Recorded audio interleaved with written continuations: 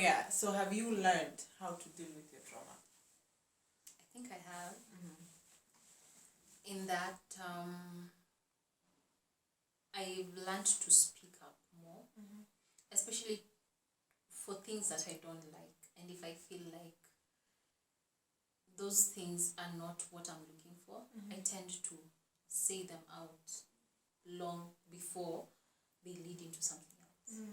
Yes. And I also have learned to speak up, especially, people don't want to say the truth if they've been in a violent relationship. Everyone wants to shield and act like, no, that has never happened to me. I've never seen it happen to anyone I care about. But these are things that happen every single day. And until we're not normalizing it, but we just need to make it known that you can speak about it. It's not right. And the moment you speak about it, it stops. Yes, that's true. People feel like when you speak about it, it's like you're normalizing it. You're not. You're just trying to make it aware that, yes, I'm going through what I went through, what you're going through. It is not okay to go through the same thing. Walk out if you have to. Not if you have to walk out. Because it doesn't lead anywhere. And it doesn't get better. Yes, it doesn't get Actually, better. because when you go through a traumatic experience, the one way you can normalize it is by staying and accepting this person with those toxic traits. You'll be like, okay, so this person is manipulative or this person is abusive. So not leaving will make them think, so I can do this over and over again and she'll still be here or he'll still be here. And so it becomes the new normal in your lives.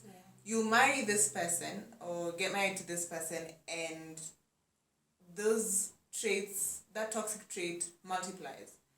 And for them, they're like, okay, she didn't leave when we were dating. Exactly. She still married me. So that means even if, like, it doesn't matter what I do, she'll still be here. So that's how you find people killing each other. True. People getting depressed and getting into mental institutions just because they were put in a space that now they find so hard to get out of because they're thinking, I married this person, I have kids with this person, and now I just can't leave. I, for a fact, have like the things that I'll be like, okay, this is a trigger and there's no way I can be here. Like if I feel like someone is emotionally abusive or if someone is going to manipulate me into, for them never accepting that they've done something wrong, like if they do something wrong, it's not their fault, it's mine. So I will see these traits and I'll be like, okay, I can't have it, because if I go any further with this person, there is no way it's going to get better. True. It's only going to go downhill. True. Always. Like there's no, I find it I've never heard of a story actually of where someone was abusive and they changed for the better. Most times it's for the worse. And you find it harder to get out once you're in too deep. Like, oh yeah, I'm knee deep, okay, this one I can walk out of. But you're drowning in this trauma, in this toxicity, and you can't get out because you put yourself there. And you let this person treat you the way they're treating you. You did not speak out, you did not mention it. It could be as small as them saying certain things about you or certain things about your body, like now your situation. Body shaming. Yeah, someone has body shamed you from the word go and you laugh it off. Yeah. Like, I'll add weight or I'll lose weight. Yeah, or I'll lose weight, and you become anorexic, you become bulimic just because so and so doesn't like how your body looks, or you get into some weird things just because so and so wants something out of you, and you end up hurting yourself more than hurting this other person. If you could have just taken the step and be like, okay, I can't do this, and speak out. I think that's the most important thing. Very many people don't speak up about any kind of abuse. whether it's emotional, whether it's physical. And with physical, it's easier to see. Yeah. You come with a black eye, and as much as very many people won't say, like, yeah, my husband hit me, or my boyfriend hit me, or my girlfriend hit me, it will be obvious. Like, hey, so and so are always arguing, they're always fighting, they're always aggressive with each other. So this must be from there. But none will speak out. None will come to you and tell you, hey, I know Nani hit you, so you need to walk out. With emotional, it's different, because then sometimes you can be telling your friend, hey, this guy is manipulative. But no one else would see it, because manipulative people, when they're out there, they're very nice to they're angels. And you cannot explain how this person does not apologize for shit they do, does not, like, always puts every wrongdoing on you, and you're the cause of all their problems. And you end up feeling like you are for real now the cause of everyone's problems. Not even that person alone, but everyone else. Now you start questioning even my friends. Am I the bad person to my friends? And yeah, so it's very important to speak out. It's just so that it stops, to the point that no one else will be affected by that toxic trait from that person. Yeah. Yeah. And also one more thing is, violence is not gender bias. It's not only restricted to men. There are women who are very violent. That in every conversation or every discussion they have, they're the ones who are instigating. Like, she'll hit him, she'll do this, she'll, those little things. Because there are men who don't hit women. But there are women who also pick on men and hit them. They don't care if the man is stronger or whatever it is. They just feel like that's how they assert their power. So it's not biased too. It's the males are the only people who do it. I could be a female who hits men. So it's also, for men, I don't think it's right if you stay with someone like that. Yeah. It tells, run. Walk away. Run. Because run in the opposite direction. At the end of the day, I think they're going to make you either end up like them, because that's the only way you can survive such a relationship. That's true. That's the only way you can survive it. And it's sad, but these things happen. But the best thing is always walk away. Yeah. Especially if you, and more women actually more emotional abusers than physical. You find a woman belittling the guy even in front of his boys. Like, this guy doesn't have a good job, or he's not good enough for me, and you laugh it off in front of your boys because you want to look like the man, or you tell her off in front of your boys, not knowing that that makes you now look like an aggressive or toxic person, because she's going to say something, and then maybe you're going to tell her to shut up, or you're going to shout back at her, or you're going to slap her back.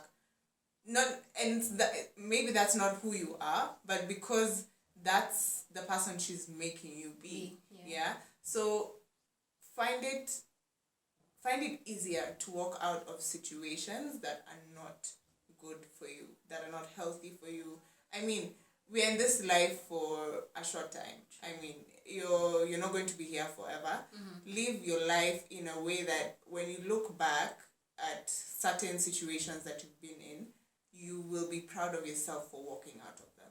And you're like, I know, it's never that serious. You'll always find someone better who will treat you right, I think, because we always have that idea in our heads that there's no one else who will treat me well, who will buy me things. He could be buying you things, or she could be buying you things, but they're chapaing you.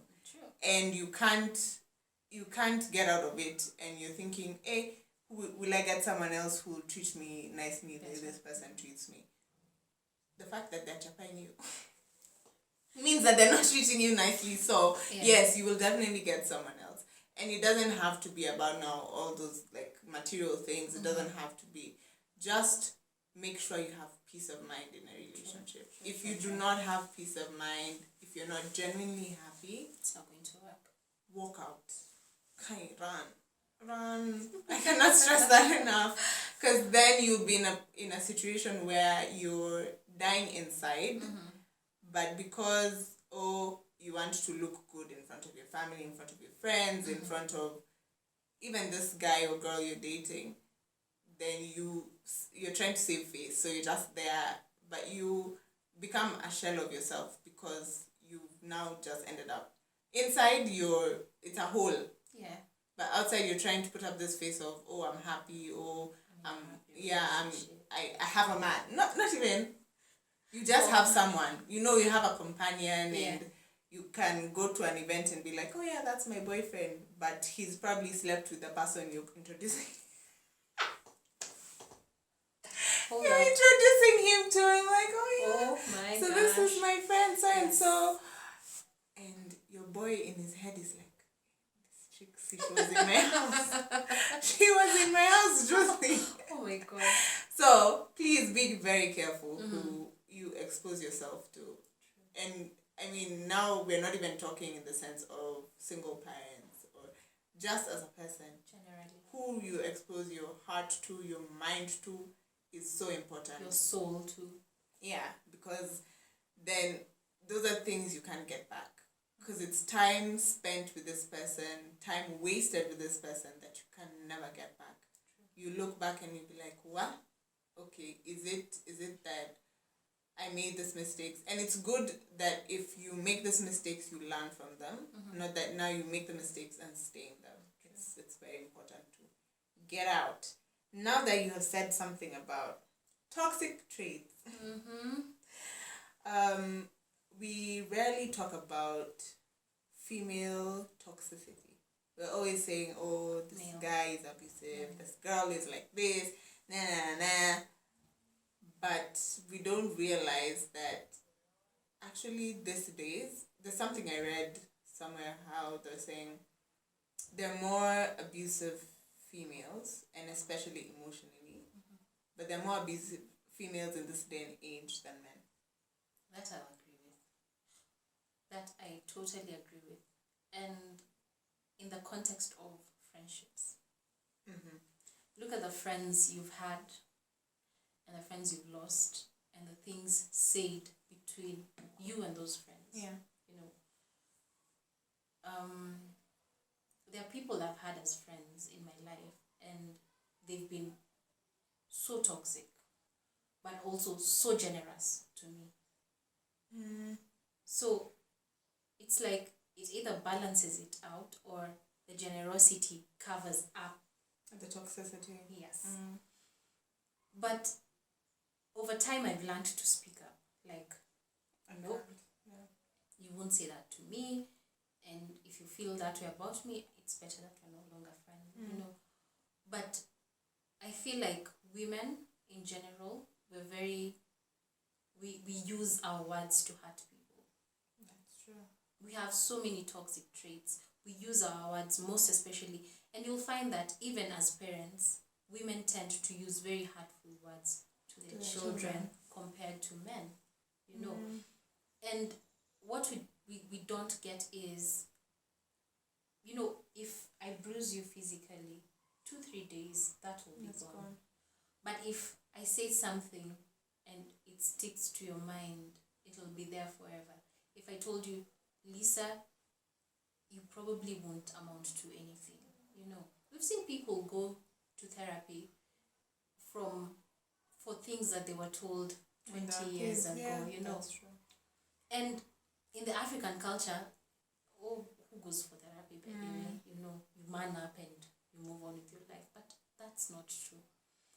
There's so many people going through depression due to the things they have been told, things that people have said so recklessly without thinking twice if whatever I'm saying to this child is right or wrong, And as parents, we should choose our words very carefully. As parents, as siblings, as sisters, brothers, whatever it is, as partners, we should choose our words very carefully because we don't know. We don't know if that's the last stroke this person has. I'll tell you one thing. In 2016, it was my breaking point. The relationship with the one ended, and then I also lost so many friends all at once, collectively. The people I'd considered as my best friends for years. And started off in 2015, I lost one, and then the end of 2015 into 2016, another one, and then 2016, the end of 2016, I lost a whole bunch of them. And that time, it built, my brain became something else. I learned to be self-sufficient in a way that I never knew before. I learned to deal with everything by myself without having to tell someone else, oh, he said this, he did this, like I had to sit within myself and figure out what is it that I need to do about this situation. And I feel like it's very important to detach yourself from people at times when need be. Detach yourself, think everything through, and then if you need to talk to someone, get that second opinion. But I also learned that there's some friendships that I was holding on to for a very long time that weren't good for me. Because at the end of the day, these people had said very hurtful things. You see, if we're friends and I feel like our relationship is coming to an end, there are things I won't tell you. I'd rather we separate. You go your own way and I go mine. Yeah. Other than me saying very hurtful things, and probably after 5 years, I'll want you back as a friend. But that's how our friendships as women are based. And we take that into our relationships. We hurt our partners. Like, you'll find that I'm dating someone and then I hurt them with my words. And then 2 hours later, I'm there, oh, I'm sorry. Babe, I didn't mean it, Yeah. And we do that ever so often. And then out of the blues, this person decides to leave. And then we're out there saying, oh, he did this to me, he did that because to me. Shit. Yeah. Yeah. And it's sometimes we have to look within. We have to look at there's my soul. If only women would forgive their friends as fast as they forgive men. It's true. It's so true. And most of the times you'll find a toxic friend tends to break the relationship. Every time, like, you probably haven't done anything and then boom, we can't be friends anymore. Why? Nothing, as in there's nothing tangible to it. And then after some time they're back, or they never come back and they live their lives saying, oh, she did this to me, she did that to me, she did this to me. But in most cases, if that female was given a chance to get back together with someone who hurt them more than you did, or someone who actually did some damage to them, they would. In an instant. In a heartbeat, yes, like, that's true. Oh, he's a guy, I love him. But you forget that when you and this guy are going through things, there's that person you want to talk to. There's that person who gives you their peace of mind and lets you see things from a different perspective. So I feel like we as women, we are our worst enemies. Yes, we are, and we get very, very toxic. I think for me, I sometimes avoid that toxicity in women by having more male friends than female. because I've grown up. I have sisters, and for me, my sisters and I, like, I can count if we've ever fought. We're very close. And I usually never used to understand when someone tell me and my sister don't get along, and I'm like, for me that's all I have. Those are my people who I'd be like, if I was to pick out best friends, my sisters would be at the top of my list. And then now I have my best friends, and so I've always had that. Okay, I avoid having female friends because of certain things, but then I do have female friends, but they're very few. I can be like 1, 2, 3, 4, 5. Okay, those are my female friends. And then the dudes, yes, they're not as they're not many, but the friendships that I have with my dude pals are also very close knit. So it's just that I think because at the back of my mind I know that having female friends is very hard. Yes. Because I'm also a woman, and so I sometimes wonder, is it that I also have a toxic trait that I have not properly like sat down and been like, it's actually until recently that I actually started writing down the things that I think are wrong with me and that have been affecting me either in my friendships or in my relationships, like my romantic relationships. Because I'm just like, could it be that maybe this person left because of something I did and not because of something they did? Yeah. And that's one thing that's very hard to accept. As a human being, you never go like, oh, this is wrong with me, and so this is what I have to fix. You're always looking for what is wrong with the other person. Yeah. And that's why even when you break up with someone, it would never be, I did this. He did this or she did this. Because you're never going to, it's very rare to find someone who will be like, this is what happened.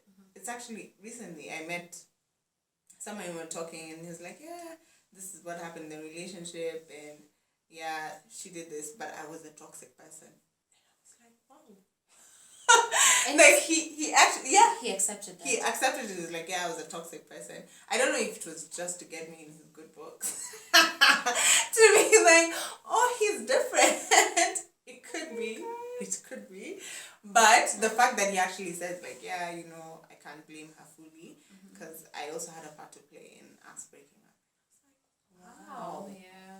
Like, this is different. And if it would have pulled me to maybe date this person, that would have been like, yeah. It would be maybe a good thing. Then maybe later I would find out he ain't shit. I'm just saying. That's a side note. It's good if we sit down and just be like, okay, so this is what is wrong with me. And I feel for me, the past 3 years, the first 2, I think I was more in like, oh my God, I need to get back into a relationship ASAP, just for me. But then now, this past year, the year is practically over because we're in November. Yeah. I have now actually self-evaluated and like, okay, I'm not dating by choice. 2, it's because I need to feel like if I'm actually dating you or I'm getting into a relationship with you, it's completely worth it for both of us, not just for me. Yeah. Because I feel like I may have been selfish at some point where I'm like, okay, is this working for me? Good. Whether it's working for you or not, me, I'm happy. That is on you. That's a you problem, not for me. So I'm now starting to learn, like, if I'm not bringing something of value into the relationship, then don't be with me. I'd rather someone comes tell me, okay, you know what, I can't do this because I don't feel like you're adding any value into my life, and that's okay. I would rather that than someone who like will be in it back and forth, and then later when you're in too deep, then you realize, it should have ended a very long time ago. Yeah. And so I'm still trying to figure out what like my toxic traits are. And I think for me, especially having gone through trauma of emotionally abusive relationships, I am very, I self-sabotage. That's the one thing. I will see something is going so well. And I do that in, every aspect of my life. And I'll be like, I start picking what could be wrong. Yeah, what could be wrong. Or now I walk away from something that could have been good for me just because I'm like, no, it can't be going too good. There's... Yes. Preaching to the choir. Yes. Oh my God. Yeah, so I that's one thing that I've been trying to work on the past actually few months. I'm just like, I need to know that I deserve something good, and I don't need to sabotage it. If it's going well, it's going well. Like, I mean, it's just going well. There's nothing to wrong it. With it. There's, like, you deserve to be happy. You deserve a guy or a girl who's amazing to you, who treats you right. And that's all it is. Like, they're good to you and they treat you right. So don't start stuff dying. Aki, sometimes I can sit down, I'll go through messages and be like, this is this. Yeah, I know. This must be the problem. This is where the problem is. And then, voila. And then it manifests. Because that's the thing, you dwell on it so much that negativity manifests, and this guy actually lives. And in your head, you start to believe that he left because of something you did. But you don't realize that you push this person so far to the limit that they're like, okay, if she doesn't believe that she's worth these things, or if someone compliments you and you're like, I know, accept all those good things. Why if are you they're pointing good at things, me? like if you deserve good things, you deserve happiness, you deserve, like, those are now for me. I have sat myself down, called myself to a meeting, and I'm like, you know what? These are the good things, and they're coming, and I just need to accept them the way they are. If it's a good guy, it's a good guy. There's no ulterior motive. Exactly. Yeah, so for me, I'm still like trying to figure out the toxic traits, and because of the trauma that I've been through, I'm trying to figure out how will I deal with this trauma without it hurting my future relationships, So, yeah. Wow. I think that spoke for the both of us. Because, man, the number of times I've been, like, you're in a relationship, everything is going well, and then you just sit back and think to yourself, this guy is lying to me. About what? Like nothing, This person has probably been the realest they have been with you because they feel like you deserve their realness. And then you're like, something must be wrong. Like, things don't usually go this well. There has to be, because you're used to a certain pattern. You're used to being with people who are shitty. So when you find something real, you can't recognize it. You're like, it's too good to be true. So you start now bringing in the toxicity. Like, you're there dumping everything. Everything that you should have offloaded before getting into a relationship, you're now offloading it into the relationship. Oh my gosh. Ooh. That is a big one for me, because I've caught myself doing that a couple of times. Like, you find a man is so good, but you're like, there has to be something wrong with him. Like, why can't you just accept that this is a good person and there's nothing wrong with them? Like, they're just who they are. Yeah. And they could be, of course, not everybody is perfect. And so, yes, there are those things that could be wrong about them, but they're not flaws that you can't live with. True. But now you start looking for those flaws that you can't live with, and you're like, he must be doing this, or he must be dishonest, or he must be, like, there must be something. He just can't be like this the way he is. Until now, the problem is most times you realize too late when it's over, and you're like, God damn, he was actually good. He was actually a good man. He was actually good. Yeah. So I think we should give our men the benefit of the doubt, because they're good. If he's a good man, he's a good man. Nothing changes that. And as for women, I think we're just supposed to accept that sometimes we are the problem. We're the crazy ones. We're the crazy ones. And it's okay because you can grow from that. The minute because I started self-analyzing. Whenever I say something, I sit back. Instead of taking back my words, I sit back and think to myself, where did that come from? What? Because everything you say or do stems from something. You know, like you have to know what it really means and look deep within.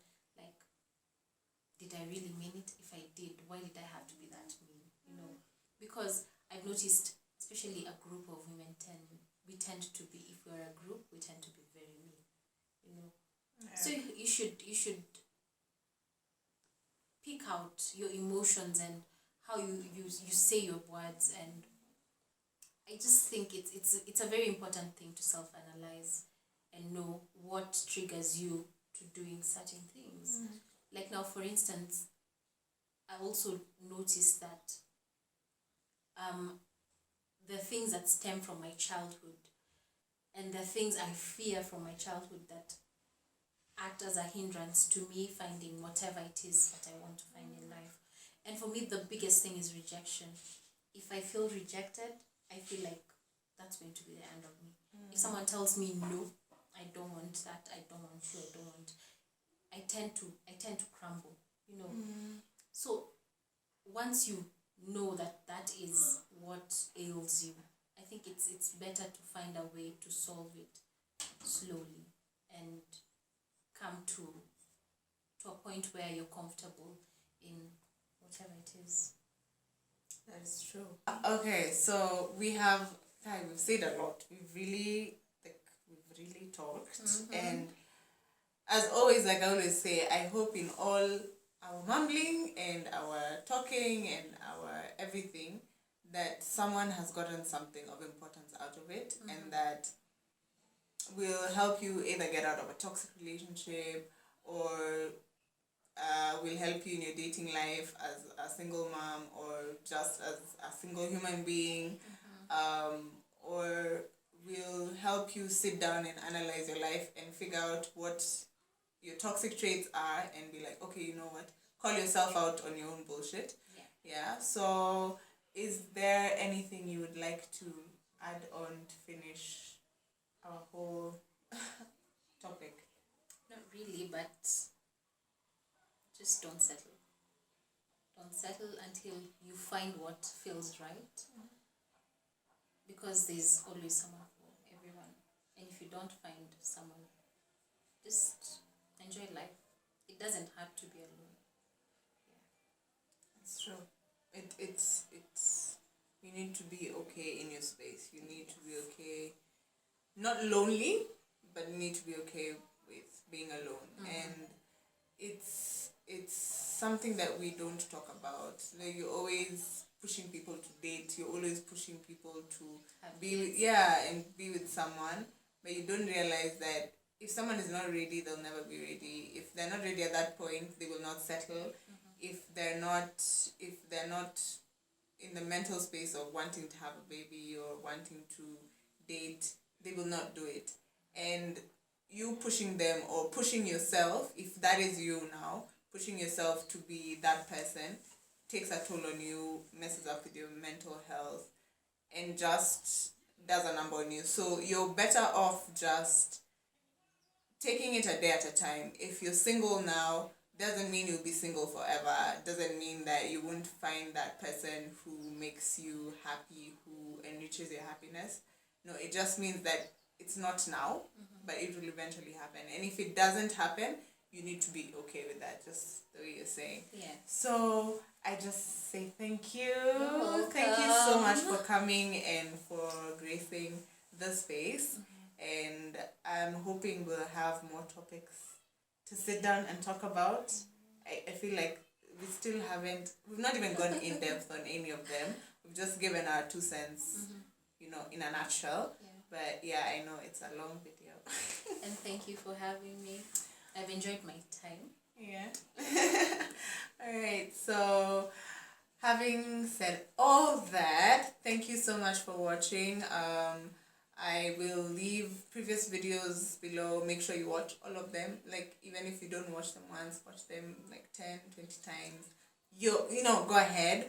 And then also, I think by the time this is going up, guy, I would have had like 50,000 dance classes. But I usually teach dance classes on every first and last Saturday of the month at Methodist Guest House from 8:30 a.m. But I will link down my Instagram pages so that you can see what I teach and what I do. But yeah, that being said, don't forget to live, love, and dance.